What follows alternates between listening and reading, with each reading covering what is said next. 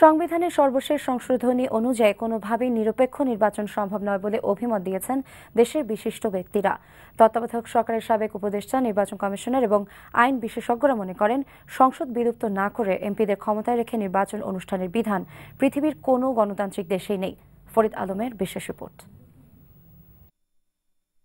সংবিধান পঞ্চদশ সংশোধন বিল 2011, দি Constitution 15 Amendment Bill 2011 সংসদে পাস হলো। গত 30 জুন সংসদে তত্ত্বাবধায়ক সরকারের অধীনে নির্বাচন করার বিধান বাতিল করা হলে শুরু হয় বিতর্ক।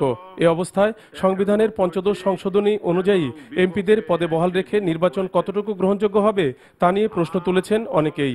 কনস্টিটিউশনে বলা আছে যে মন্ত্রী, উপমন্ত্রী থাকবে অফিস অফ প্রফিটের বাইরে থাকবে, বাকিদের বেলায় কিন্তু বলা নাই।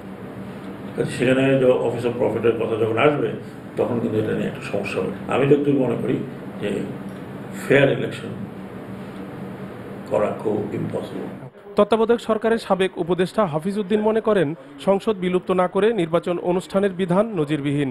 ইংল্যান্ডে যে ধরনের সরকার পদ্ধতি আছে সে একই সরকার পদ্ধতি আমাদের এখানে আছে, ইন্ডিয়াতে আছে, ইংল্যান্ডে আছে, কানাডাতে আছে, অস্ট্রেলিয়াতে আছে, নিউজিল্যান্ডে আছে। কোথাও পার্লামেন্টকে জীবিত রেখে নির্বাচন করা হয় না।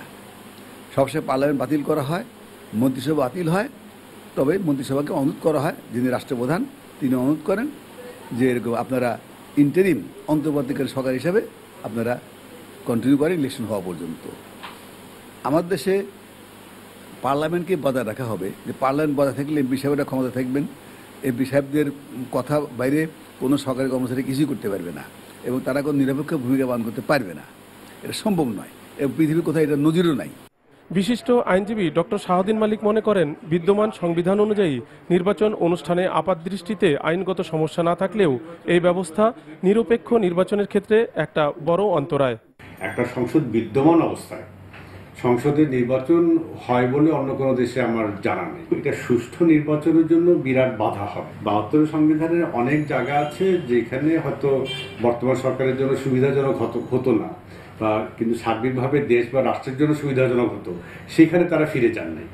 যেমন বিচার বিভাগের সম্পূর্ণ পৃথকীকরণ, 72 সংবিধানের সম্পূর্ণ পৃথকীকরণ ছিল, কিন্তু পঞ্চম সংশোধনী অর্থাৎ সামরিক আমলের যেই সংশোধনীর মাধ্যমে বিচার বিভাগের উপর রাষ্ট্রপতির একটা ক্ষমতা রয়ে গেছে, ওইখানে কিন্তু আবার 72-এ ফিরে যাওয়া হয়নি।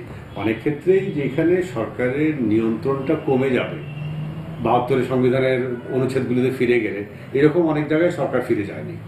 বর্তমান সরকারের মেয়াদ শেষে 2014 সালের প্রথমার্ধে জাতীয় সংসদের নির্বাচন হবার সম্ভাবনা রয়েছে।